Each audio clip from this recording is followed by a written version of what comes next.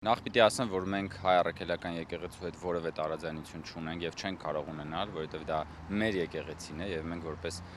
հավատավոր մարդիկ, բնականաբար եկեղեցին համարում ենք մեր տունը։ Այլ հարց, որ երբ որ վարչապետը կառավարության նիստում խոսեց այն մասին, որ որոշ եկեղեցիներ ցավոք սրտի չուլանի են վերածվել անփույթ վերաբերմունքի պատճառով, մենք տեսանք, որ եկեղեցու որոշ բարձրաստիճան հոգևորականներ մի իսկական խաչակրած արշավանք սկսեցին վարչապետի դեմ, հոգևորականին ոչ հարիր բառապաշարով եւ ագրեսիվությամբ եւ հերթական անգամ բացահայտեցին որոշ բարձրաստիճան հոգևորականների ընդդիմադիր ճամբարում հանգրվանած լինելու փաստը եւ այն իրողությունը, որ ըստ էության նրանք չեն զբաղվում հոգևոր ծառայությամբ, նրանք զբաղվում են քաղաքական ծառայությամբ, նրանք ծառայում են կոնկրետ քաղաքական շրջանակների եւ դարձել են քաղաքական մարտագլխիկներ վեղարով եւ ցավոք սրտի այդ որոշ հոգևորականները ընդդիմության հետ, Հայաստանի խորհրդարանական ընդդիմության, քոչարյանասերժական ընդդիմության հետ ձայնակցելով արդեն մի քանի տարի փորձում են Հայաստանում ըստ էության տապալել ժողովրդի կողմից ընտրված լեգիտիմ իշխանությունը եւ ես ուզում եմ ասել դրա խորքային պատճառը որն է։ Բանն այն է, որ տասնամյակներով Հայաստանի կղերականության որոշ շրջանակի եւ օլիգարխիայի միջև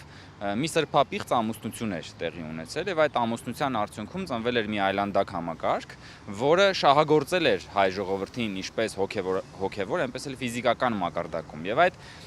սրբապիղծ ամուսնության պայմանագրի առարկան հետեւյալն էր. այդ այսպես կոչված որոշ հոգևորականներ ուրեմն գողապետերի կողմից, քաղաքական գողապետերի կողմից ստանում էին ֆինանսական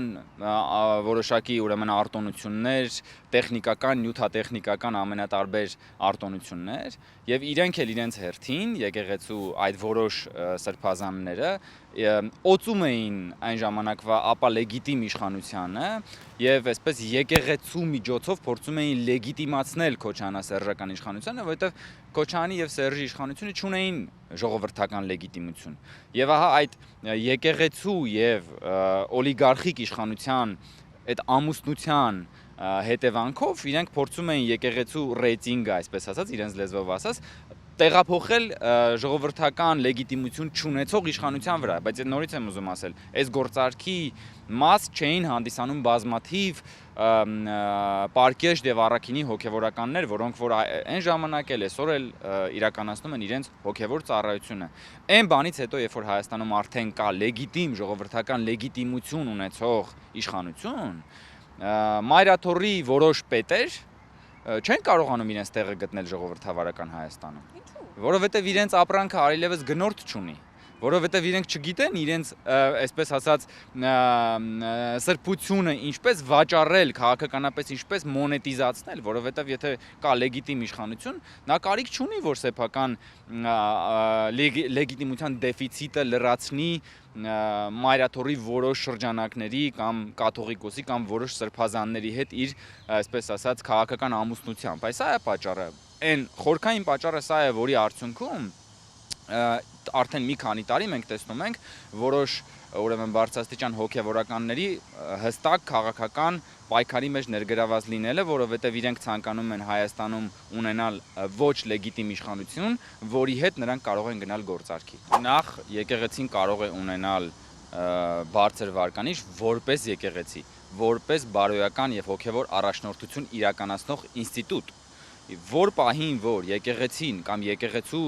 բարձրաստիճան հոգևորականները եկեղեցին ներքաշում են քաղաքականության մեջ, եկեղեցու այդ բարձր ռեյտինգից բան չի մնում, որովհետև դու կարող ես քաղաքականությունից դուրս ունենալ բարձր ռեյտինգ, բայց որ պահին, որ դու մուտք գործեցիր քաղաքականություն, քո այդ ռեյտինգը այլևս քաղաքական ռեյտինգ պիտի դառնա, իսկ քաղաքական ռեյտինգը եւ քաղաքական վարկանիշը վաստակում են բոլորովին այլ գործիքակազմով, բոլորովին այլ գործունեության համար, այսինքն մարդիկ, երբ որ եկեղեցուն տալիս են բարձր վարկանիշ, տալիս են եկեղեցուն իր բարոյական առաջնորդության համար։ Հիմա այս բարոյական առաջնորդության ամենամեծ մարտահրավերը հետեւյալն է. առաքելական եկեղեցու ղեկավարը, կաթողիկոսը խախտել է արդյոք կուսակրոնության ուխտը, թե չի խախտել։ Եթե դու հավակնում ես բարոյապես առաջնորդել մի ողջ ժողովրդի, դու ինքդ արդեն իսկ պիտի լինես այնպիսին, ինչպիսին որ դու այդ մարդկանց ասում ես, որ իրենք պիտի լինեն։ Բայց եթե քո բարոյական նկարագրի գլխավոր առանցքային կետերից մեկը խախտված են քո կողմից, եթե բարոյականության եւ կուսակրոնության ուխտը դու խախտել ես, նշանակում է դու նաեւ կորցնում ես հանրությանը բարոյապես առաջնորդելու քո լեգիտիմությունը, հասկանում եք, որովհետեւ սրբազանները իրենց բարոյական առաջնորդությամբ իրենք այն աղբյուրն են, որից պիտի ժողովուրդը խմի եւ հագենա բարոյապես, եթե այդ աղբյուրը պղծված է, ժողովուրդը ինքը չի կարող այդ աղբյուրից խմել, որովհետև ինքը, այսինքն խախտել է սեփական բարոյականության կոդեքսի ամենաֆունդամենտալ կետերից մեկը եւ ուրեմն Աշպարարյանի, Աջապահյանի խոստովանությունը, որ ձեր ինչ գործն է կուսակրոնության ուխտը խախտել է թե չի խախտել, ըստ էության անուղղակի խոստովանությունն է, որ հա խախտել է, լավ է արել։ Եվ այստեղ հենց ամենամեծ հարվածը եկեղեցու, այսպես իրենց սիրած վարկանիշին, ահա սա է, որ բարոյական առաջնորդություն ստանձնած բարձրաստիճան հոգևորականը կամ հոգևորականներից մի քանիսը առնվազն իրենք հայտարարում են, որ այո խախտել են կուսակրոնության ուխտը եւ լավ են արել եւ սա ձեր գործը չի, բայց սա ուղղված չի մեզ, դա ուղղված է հայ ժողովրդին, որովհետեւ հայ ժողովուրդը ինքը իրավունք ունի իմանալ իրեն բարոյապես առաջնորդողը ինքը առաջնորդվում է բարոյականությամբ թե չի առաջնորդվում։ Նախ մենք այդ հարցադրումները չենք անում որպես պաշտոնյաներ, մենք այդ հարցադրումները անում ենք որպես հայ առաքելական եկեղեցու հետևորդներ։ Մենք ասում ենք մեզ առաջնորդող մարդը, նա ով այդ առաջնորդության ջահակիրն է, ինքը այդ առաջնորդության բարոյական առաջնորդության կոդեքսը պահպանում է թե չի պահպանում, որովհետև եթե դու վերցրել ես առաջնորդության ջահը, նշանակում է դու ինքդ պիտի առաջնորդվես այն սկզբունքներով, որ ուզում ես առաջնորդել հանրությանը։ Դու չես կարող ինքդ չառաջնորդվել այդ սկզբունքներով, բայց հանրությանը առաջնորդել դեպի այդտեղ։ Սա ինչ է, սա բարոյական կոռուպցիա է, հասկանում եք։ Ինչ է կոռուպցիան։ Կոռուպցիան նշանակում է այլասերում։ Եթե մենք պետական կոռուպցիան դատապարտում ենք, ապա մենք չպիտի դատապարտենք բարոյական կոռուպցիանով պիտի դատապարտի։ Եթե մենք ասում ենք, որ անթույլատրելի է, որ պետական պաշտոնյան լինի կոռումպացված եւ ղեկավարի ժողովրդին եւ հանրությանը ու պետությունը, մենք չպիտի ասենք, որ եթե հոգեվոր առաջնորդը կոռումպացված է, ապա նա չպետք է առաջնորդի հանրությանը։ Եթե պետական պաշտոնյաների համար կա կոռուպցիայի կանխարգելման հանձնաժողով, կա հակակոռուպցիոն կոմիտե, կան ուրեմն իրավապահ մարմիններ, որոնք որ հետևում են պաշտոնյայի բարեվարկությանը, բա հոգևորականի բարեվարկությանը ով պիտի հետևի։ Երկնքում այո Աստված, բայց երկրի վրա էլ պիտի ժողովուրդը հետևի, պիտի ժողովուրդն ասի, որ դու ինձ առաջնորդում ես այնտեղ որտեղ որ ասում ես, որ Սուրբ Գիրքը տվել է պատվիրանները, տվել է եւ այլն, հիմա դու այդպեսին ես թե այդպեսին չես, եւ ինձ օրինակ շատ հետաքրքիր է այդ հայտնի ժողովը, որը տեղի է ունեցել Մայրաթոռում, այդ հարցը սրբազանները հնչեցրել են, այդ դալիճում այդ հարցը հնչել է, Գարեգին Բ-ին ուղված դուք ունեք զավակ թե չունեք, դուք խախտել եք կուսակրոնության ուխտը թե չեք խախտել։ Եթե հնչել է, ինչ պատասխան է տրվել։ Եթե չի հնչել, ինչի չի հնչել, որովհետև սրբազանները բոլորը գիտեն, այսինքն տարիներ շարունակ իմացել են եւ դրա վրա աչք են փակել, այսինքն կուսակրոնության ուխտի խախտման վրա աչք են փակել։ Հասկանալի է, չէ՞, որ սենյակում կա մի հատ շատ մեծ փիղ։ Եվ այդ շատ մեծ փղին հնարավոր չի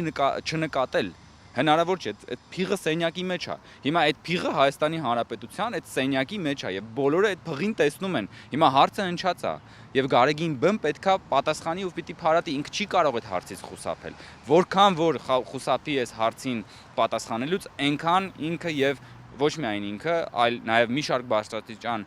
հոգևորականներ ավելի ու ավելի են կորցնելու բարոյական առաջնորդություն իրականացնելու իրենց լեգիտիմությունը։ Որ ասում են, որ իրենք իրենց հարցերը եկեղեցու պատերի մեջ կլուծեն, պիտի հիշեն, որ եկեղեցին իրենց համար դա բան չի, գողական, մաֆիոզական խմբավորում չի, որտեղ որ իրանք գնան սխոտ կանեն, գողական եւ որոշեն իրանք իրար մեջ։ Եկեղեցին դա հայ ժողովրդի տունն է, հա, հոգևոր տունն է, եկեղեցին դա բոլորիս նվիրական արժեքն է եւ նրանք իրավունք չունեն ասելու, դե գիտեք մենք կգնանք եկեղեցու պատերի ներսում, փակ սենյակների հետևը, իրար հետ կորոշենք, իրար հետ կբարիշենք, կանցնենք առաջ։ Սա ժողովրդի մասին է։ Սա ժողովրդին առաջնորդելու բարոյական իրավունքի մասին է, որովհետեւ եթե դու առաջնորդություն ես ստանձնել, դու պիտի հաշվետու լինես ժողովրդին, դու պիտի հաշվետու լինես նրանց, ում որ առաջնորդում ես, որովհետեւ կարող է պարզվի, դու տանում ես առաջնորդելով տանում ես դեպի ձորը։ Բարոյական անդունդը, որովհետև եթե մեկը սրբազան է եւ խախտել է բարոյականության գլխավոր կոդեքսներից մեկը, նշանակում է ինքը ժողովրդին այսուհետ այլևս առաջնորդելու է դեպի բարոյական անդունդ եւ դրա համար ժողովուրդը իրավունք ունի իմանալ խախտել է թե չի խախտել եւ մանրամասները իմանալու իրավունքը միանշանակ ժողովուրդը ունի եւ այս հարցից խուսափել պարզապես հնարավոր չի։ Գիտեք, ինչ վերաբերում է Աջափահյանին, ես մի անգամ սա ասել եմ Գեղամ Մանուկյանի մասին, բայց էական տարբերություն չկա Գեղամ Մանուկյանի եւ Աջափահյանի միջեւ։ Եթե նույնիսկ Աջափահյանը գոյություն չունենար, կարելի կլիներ նրան հորինել, որպեսզի նա ամեն անգամ վեր կենար եւ նմանատիպ հարցազրույցներ տար եւ նմանատիպ մտքեր արտաբերեր։ Ես կարծում եմ, որ Աջափահյանը բյուրեղացնում է եկեղեցու որոշ շրջանակների ներսում արկա բարոյական անդունդը, ինքը ոնց որ մի տեսակ այսպես սկուտեղի վրա մատուցում է հանրությանը այն բարոյական ուրեմն նվաստացման մակարդակը, որը գոյություն ունի որոշ հոգևոր շրջանակների եւ որոշ սրբազանների մոտ եւ մյուս հոգեվորականը եւս Հայաստանի Հանրապետությունում փորձում էր քաղաքական անկայունություն ստեղծել, փորձում էր կոնկրետ ընդդիմադիր խորհրդարանական ընդդիմության հետ միասին փորձում էր տապալել Հայաստանում լեգիտիմ ընտրված իշխանությունը, սա մենք չենք մոռացել, սրա մասին բոլորը գիտեն եւ մենք տեսել ենք, թե ինչպես նրանք դաշնակցելով Ռոբերտ Քոչարյանի եւ Սերժ Սարգսյանի գողապետական շրջանակների հետ փորձում էին Հայաստանում հեղաշրջում կազմակերպել եւ դա բնականաբար չի ստացվելու եւ ես իմ խոսքի սկզբում ասացի, թե ինչու էին նրանք նպատակադրվել դա անելու, որովհետեւ իրենց համար շահեկան չէ Հայաստանում ունենալ լեգիտիմ ընտրված իշխանություն եւ մենք բազմիցս ասել ենք, որ չէր կարող Բագրատ Գալստանյանը քաղաքական գործընթացների մեջ ներքաշվել առանց ունենալու Գարեգին Բ-ի հավանությունը եւ օրհնանքը եւ սա մի հարցադրում է եւ մի գնահատական է, որը այսօր եւս կա եւ այդ գնահատականը չի փոխվել։ Մենք դրա մասին մշտապես խոսել ենք, այս թեման նոր չէ։ Այս թեման մշտապես եղել է եւ սրա գլխավոր պատճառը այն է, որ եկեղեցու որոշ շրջանակներ որպես քաղաքական մարտագլխիկներ ներդրվել են քաղաքական պայքարի մեջ եւ փորձ են անում ընդդիմության հետ միասին Հայաստանում կատարել հեղաշրջում, ինչը որ մենք թույլ չենք տալու։ Հայաստանում իշխանությունը պատկանում է ժողովրդին եւ ժողովուրդն իր իշխանությունը ձևավորում է լեգիտիմ ընտրությունների միջոցով։ Հետեւաբար որոշ հոգեվորականների փորձերը ստանձնելու քաղաքական առաջնորդություն ի վերջո կարող է հանգեցնել նրան, որ նրանք նաև կորցնեն հոգևոր առաջնորդության իրենց իրավունքը, որովհետև եթե առաջնորդությամբ պիտի զբաղվեն, իրենք պիտի զբաղվեն հոգևոր առաջնորդությամբ։ Քաղաքական առաջնորդությունը երկրի քաղաքական իշխանության պարտականությունն ու լիազորությունն է, որով որ ժողովուրդը մեզ օժտել է։ Ուզում եմ նորից կրկնել, որ եկեղեցին ոչ Աճապարյանն է, ոչ անձամբ, ոչ Գարեգին Բ-ն է անձամբ, ոչ Բագրատ Գալստանյանն է անձամբ, եկեղեցին դա հայ ժողովուրդն է։ Հայ ժողովուրդն է իր նվիրական հավատով, հազարամյա քրիստոնեական հավատով ու ավանդույթով եւ բնականաբար մեր եկեղեցում կան բազմաթիվ պարկեշտ եւ առաքինի հոգեվորականներ, ես նրանցից շատերին ճանաչում եմ անձամբ, ես նրանց հետ զրուցում եմ ժամանակ առ ժամանակ եւ նրանք իրենց հոգեվոր ծառայությունը պարկեշտորեն կատարում են եւ ես վստահ եմ, որ նրանք հաշտ չեն այն ամենի հետ, ինչ որ հիմա կատարվում է եւ այդ բարոյական անդունդը, որը մենք տեսնում ենք որոշ սրբազանների խոսքի միջոցով, ընդհանրապես վարչապետի խոսքը պիտի ընկալել որպես եկեղեցուն օգնելու, եկեղեցուն մաքրելու, եկեղեցին ուժեղացնելու պատգամ, ոչ թե հակառակը, որովհետև վարչապետը ինքը հավատավոր մարդ է եւ նվիրված է քրիստոնեական հավատքին եւ բնականաբար փորձել վարչապետի խոսքերը մեկնաբանել այլ կերպ եւ խաչակրած արշավանք սկսել վարչապետի ու քաղաքական իշխանության դեմ առնվազն ի ցույց է դնում որոշ հոգեվոր շրջանակների իրական քաղաքական նպատակադրումները։ Դե քաղաքական խոսույթի մեջ կարող են լինել սուր բառեր, երբեմն կարող են լինել բառեր, որոնք որ որոշ շրջանակների համար այդքան էլ ականջահաճույք են, դա ընդհանրապես ամբողջ աշխարհում քաղաքականության յուրահատկությունն է։ Եվ երբ որ դու քաղաքական գործիչ ես ու քաղաքական գործընթացների մեջ ես ներգրավված, դու կարող ես քեզ թույլ տալ դա անել եւ ժողովուրդը ինքը իր գնահատականը տալիս է։ Մենք պիտի ավելի խորքային հարցին ուշադրություն դարձնենք, այսինքն այդ շրջանակները փաստորեն չեն հերքում վարչապետի ասած փաստերը։ Փաստորեն իրենք խնդիր ունեն միայն ձևակերպումների հետ, ոչ թե փաստերի հետ։ Այս սա է, որ այսպես բյուրեղացնում է ամբողջ իրականությունը, եւ այն, որ ես երեք նկատեցի, որ սրբազաններից մեկին հարց են տալիս, ասում են հիմա Գարեգինը զավակ ունի թե չէ, ասում են մի տուր նման հարց, որովհետեւ այդ հարցը ինքնին սխալ հարց է, կամ չգիտեմ, ինչ որ մեկն էլ ասել է, որ հարցը պիղծ հարց է։ Չի կարող հարցը լինել պիղծ հարց։ Հարցը կարող է լինել բարդ հարց։ Այո, հարցերը կարող են լինել բարդ հարց, բայց այդ բարդ հարցերին պատշաճ պատասխաններ չտալը ավելի է բարդացնելու այն մարդու կարգավիճակն ու հոգեվիճակը, որը որ այդ հարցերին չի կարողանում պատասխանել։ Եվ դա ըստ էության ցույց է տալիս, որ իրենք չեն ասում չէ, չունի զավակ։ Ասում են մի տուր դու այդ հարցը մեզ։ Մենք կհավաքվենք, կգնանք պատերի հետևում, մենք մեր բանը կանենք, քրեական ենթամշակույթին հատուկ ռազմորկաներով կորոշենք որն է ճիշտ, որն է սխալ։ Ոչ, այդպես չի լինում, եւ հանրությունը, ժողովուրդը իրավունք ունի իմանալ, թե իրեն բարոյապես առաջնորդող առաջնորդները որքանով են իրենք բարոյական։ Ես չեմ համարում սա փոխհրաձգություն, ես չեմ համարում սա առճակատում, ես համարում եմ, որ Հայաստանում քրիստոնյա մարդիկ, հավատավոր ժողովուրդը կարող են անել հարցադրումներ իրենց հոգևոր առաջնորդների վերաբերյալ, այնպես ինչպես որ քաղաքացիները անում են հարցադրումներ իրենց քաղաքական առաջնորդների վերաբերյալ։ Եթե դու որևէ ոլորտում որոշում ես առաջնորդել, թեկուզ մեկ հոգու, ապա այդ մեկ հոգին ունի բոլոր բարոյական իրավունքները քեզ հարցեր տալու, ասելու, որ դու ինձ որ տանում ես այստեղ, կարող է գնամ անդունդից ընկնեմ, թե դու որ ինձ տանում ես այստեղ, դու ինքդ իմ հետ գալու ես, որ մենք գնանք, դու այնտեղ ինձ սպասելու ես, այսինքն դու արդեն իսկ պիտի այնտեղ լինես, բարոյապես, հոգեպես եւ այլն, այս հարցերը բնականաբար մարդիկ ունեն իրավունք տալու եւ պիտի տան։ Ինչ վերաբերում է հիբրիդային պատերազմին, ապա այո, ցավոք սրտի մենք այսօր տեսնում ենք, որ Հայաստանի դեմ մղվող հիբրիդային պատերազմի մեջ որպես քարոզչական մարտագլխիկներ օգտագործվում են նաև նույն Աջապայանը, Բագրատ Գալստանյանը, խորհրդարանական ընդդիմությունը, իրենք ինչ են անում, իրենք փորձում են հարվածել Հայաստանի ժողովրդավարությանը, հարվածել Հայաստանը ուժեղացնող ցանկացած լավ դրական օրակարգի, եւ որ մենք տեսնում ենք, որ Հայաստանում ցանկացած լավ բան որ կատարվում է, այդ նույն շրջանակները սկսում են բան անել, լուտանք թափել այդ լավ օրակարգի վրա, անիծել այդ լավ օրակարգը, ցանկացած բան անել, որպեսզի նսեմացնել ամեն մի լավ բան, որ Հայաստանում կատարվում է, խաղաղության օրակարգը։ Ես հիշում եմ, որ երբ որ Էստոնիայում այնտեղի հոգևոր հովիվը վարչապետին եւ խաղաղությունը դրվատանքի խոսքերով խոսեց եւ օրնեց, ես հիշում եմ, որ Մայրաթորը կրկին, չէ, հայտարարություն էր տարածել եւ ըստ էության սրտնեղել էր այդ հոգևորականի կողմից խաղաղության նկատմամբ դրական վերաբերմունքը։ Սա միթե ինքնին արդեն չի խոսում են իրական ծրագրերի եւ մտադրությունների մասին,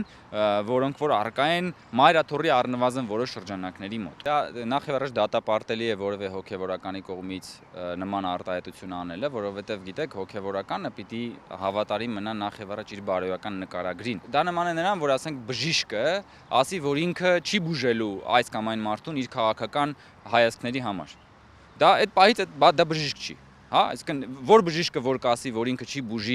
որևէ մեկին իր քաղաքական հայացքների համար, ապա նա այդ Հիպոկրատի երթում եւ բժշկական բոլոր նորմատիվ բարոյական սկզբունքները ոտնահարում է։ Նույնը հոգեվորականի մասն է։ Եթե որևէ հոգեվորական ասում է, որ ինքը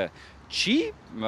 ուրեմն թույլ տալու, որ քաղաքական հայացքների պատճառով այս կամ այն քաղաքացին մուտք գործի եկեղեցի։ Ինքը նախ եւ առաջ դադարում է լինել հոգեվորական։ Ինքը դադարում է լինել Աստծո ծառան, որովհետեւ մարդիկ այնտեղ չեն գնում իր համար։ Ինքը իր հոր տնից չի բերել այդ եկեղեցին։ Մարդիկ այնտեղ գնում են հաղորդակցվելու Աստծո հետ, եւ ինքը ընդհանրապես սպասավոր է, որը պետք է իր հոգեվոր ծառայությունը իրականացնի, եւ սա եւս հենց այն մասին է, որ մարդիկ եւ այդ թվում նաեւ որոշ հոգեվորականներ իրենք չեն հասկանում իրենք ինչով են զբաղված, եւ չեն հասկանում, որ առաջնորդությունը նշանակում է, որ դու պիտի առաջնորդես ոչ միայն նրանց, ովքեր որ քեզ հաճելի են, այլև նրանց, ովքեր որ քեզ գուցե հաճելի չեն։ Չէ՞ որ այստեղ դու ընդամենը միջնորդ ես, որին որ պիտի օգնես, որ մարդը հաղորդակցվի Աստծո հետ։ Եթե դու ինքդ առանձին բան ես, ֆիլտր ես դնում, թե ով է իսկական լավ քրիստոնյան, ով է վատ քրիստոնյան, ով պիտի մտնի եկեղեցի, ով պիտի չմտնի եկեղեցի, գուցե դու հենց ինքդ արդեն պիտի եկեղեցի չմտնես եւ ինքդ արդեն ոտնահարում ես եկեղեցու եւ ընդհանրապես քրիստոնեության կարևորագույն սկզբունքները։ Ես կարծում եմ, որ Գարեգին բի պատասխանից է կախված, ինքը հասկանում է, թե ով է ինքը եւ ինչով է զբաղված, որովհետեւ եթե ինքը խախտել է կուսակրթության ուխտը, ուրեմն ինքը չգիտի ով է ինքը եւ ինչով է զբաղված, եւ ինչով է զբաղված եղել, եւ մեր հանրությունը եւս տասնամյակներով խաբված է եղել ու մոլորված է եղել որպես հավատավոր ժողովուրդ, իսկ եթե ինքը կպատասխանի եւ կփարատի, ինքը հնարավորություն կունենա ցույց տալու թե ով է ինքը եւ ինչով է զբաղված եւ իր առաջնորդության իրավունքի լեգիտիմությունը կախված է այս հարցին տրվելիք պատասխանից եւ ես նորից եմ ասում չի կարող Գարեգին բն խուսափել այս հարցից հնարավոր չէ այս հարցից խուսափել հնարավոր չէ չնկատել սենյակում արկա հսկայական փղին պետք է նկատել եւ պետք է հաշտվել եւ պետք է պատասխանել հարցերին ու պետք է հանրության հետ ազնվորեն խոսել, երկխոսել եւ եթե դու առաջնորդության իրավունք ես ցանկանում ունենալ, դու պիտի հանրության հետ առաջինը ինքդ լինես ազնիվ։